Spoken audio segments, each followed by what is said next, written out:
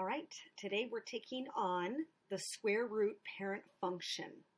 So we're going to graph the square root parent function, and then we're going to graph each of the following square root functions using transformations. State the domain and the range as well. So first up, we're looking at our parent function, the most basic raw structure it will ever appear to be in. So I start with my table, x, y. Okay, now my inputs here for the square root function, I can only plug in perfect squares. It helps me graph it easier because when I use perfect squares for my inputs, my outputs for y will be nice integer locations. So I'm going to plug in 0, 1, 4, and 9. So I'm looking at my first few perfect squares. So the square root of 0 is 0. The square root of 1 is 1. The square root of 4 is 2. And the square root of 9 is 3. So I start by dropping my anchor at the origin. There is my first point right here. And then from here, I'm going over 1 and up 1 right here, back to my origin. Over 4, up 2, back to the origin. Over 9, up 3, and then I can smooth out my curve. Okay, so here is my square root function. When I think of my domain, I'm thinking of all the values that x can take. So if I trace it from left to right, I see that x has no value here in the negative territory. It has a value here at 0 or anything more than that. So I would say that x is greater than or equal to 0. If I switch to interval notation, then I assign it the two extremes. So we're saying from 0 to infinity. It has a value at 0, so I give it a hard bracket, and the infinity always takes a soft bracket. It can be equal to 0. It cannot be equal to exactly infinity. Okay, my range, I'm reading my graph from bottom up. I have no value for y down here until I get to a y value of 0 or more. So my range, y, is greater than or equal to 0. In interval notation, I would say from 0 to infinity. Hard bracket on the 0. There's a y value of 0. It can never equal exactly infinity. Okay, next up, applying a few transformations. So in number 2, I see a negative out in front. So the negative out in front tells me that it's a reflection over the x-axis. If it had been a negative on the inside instead, it would have been a reflection over the y-axis instead. Okay, so instead of having my curve like this where it goes up, it's reflecting over the x-axis, so it's going to go down like this instead. So I start at the origin, just like that, and instead of going over 1 and up 1, I'm going to go over 1 and down 1, back to the origin. Instead of going over 4 and up 2, I'm just going down 2 right here, back to the origin. Instead of going over 9 and up 3, I'm going down 3, so right here. And I smooth out my curve like that. All right, my domain, what can x be? So if I trace it left to right, I see, okay, no value over here. Smallest value is 0 to the right. So I'm saying x has to be greater than or equal to 0. Or in interval notation, I can say from 0 to infinity. Hard bracket on the 0. It has a value of x equals 0.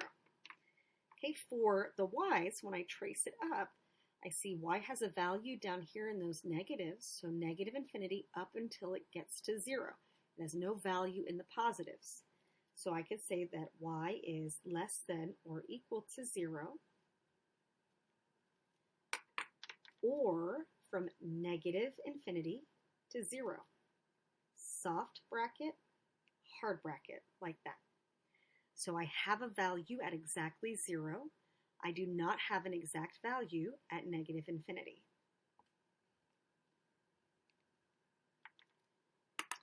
Okay, next up, here we're seeing some translations. So here I see underneath my square root, I see x plus 3. So it's on the inside of my function, and that tells me that I'm undergoing a horizontal translation, left or right. So first let me write horizontal translation or shift, left or right. It is the opposite of what it appears. So it reads as x plus 3, so that tells me that it's going to be 3 units to the left. So I'm taking my parent function, I'm sliding every point 3 units to the left. So I normally start off at the origin, but instead I'm going 3 units to the left, and I'm building off of this new starting point. So from right there, I'm going over 1, up 1, back to where I dropped anchor, over 4, and up 2. So right here would be my next point, back to my starting location, over 9, and up 3. And now I have all the points that I wanted. And I can connect my dots and make my square root function. Okay, my domain, what can x be? Well, if I trace it from left to right, I have no value over here. My lowest value for x is at negative 3, and it keeps going to the right. So I can say that x is greater than or equal to negative 3. In interval notation, I can say from negative 3 to infinity. It has a value here at negative 3, but not here at infinity. So I give it the hard bracket on the negative 3 and the soft bracket for the infinity. Okay, for the range, I'm going to trace it bottom up. I have no value here in the negatives. Smallest value I have is here at 0 or more. So I can say that y is greater than or equal to 0. Or I can say from 0 to infinity. Hard bracket on the 0, soft bracket on infinity. Okay, next up, here I see that I have a minus 3, but it's attached on the outside of the function. It is not underneath the square root, it is outside of the square root. So that signals for me that this part right here is a vertical translation or shift up or down. So here, that's telling me 3 units down. All right, so I'm going to, instead of starting at the origin, I'm going to drop my anchor 3 units down. So I start from right here. And then I use the same points as my parent function. So from that starting point, I'm over 1, up 1, back to that starting location. I'm going over 4 and up 2, back to that starting location. I'm going to go over 9 and up 3. Connect the dots, and I have my square root function, but every point has been translated 3 units down. Okay, my domain, again, left to right.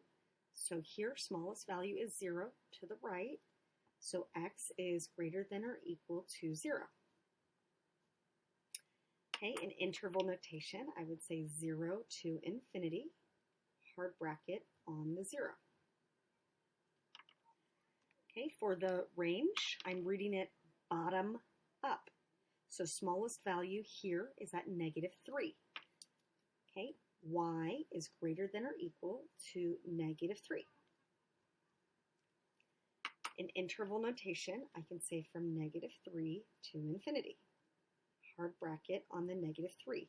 It has a value at negative 3. Okay, next up, slide it up. Here I see a 3 on the outside, so it's a multiplier of 3. So that tells me that it's a vertical stretch by a factor of 3. So what does that mean? means that the y values are going to triple. They're going to get multiplied by 3. So my starting location is the same as my parent. I start at the origin like that. My next point, I would normally be over 1 up 1, but the y values are going to triple. So instead of being up 1, I'm going to be up 3, back to the starting point at the origin. Next, I would be over 4 and up 2, but instead of going up 2, I have to triple it. So I'm up 6, right there, right there. Okay, back to the origin. My next point would be over 9 and up 3, but I have to triple the 3. So I'm going to be up 9, so right here. So again, all of those vertical distances, they have tripled because of the vertical stretch by a factor of 3. So all of those vertical distances are now 3 times more than what they were with the parent function. Okay, domain, I'm reading from left to right. So I have a value here at 0 or more. So x is greater than or equal to 0. Or I can say from 0 to infinity, hard bracket on the 0. Okay, for the range, I'm reading it bottom up. So I have a value at 0 or more. So y is greater than or equal to 0. Or again, 0 to infinity. Hard bracket on the 0. Okay, last variation. Here I see a 1/3 on the outside of my square root. So that tells me it's a vertical compression by a factor of 1/3. Well, that means that my y values are going to be multiplied by 1/3. So those vertical distances now, they're going to be shrinking. So here I start at the origin, just like my parent, but instead of over 1 and up 1, I'm only going up 1/3 of 1, so about like that. As I go over 4 and I want to go up 2, right, I'm going up 1/3 of 2, so 2/3, about right there.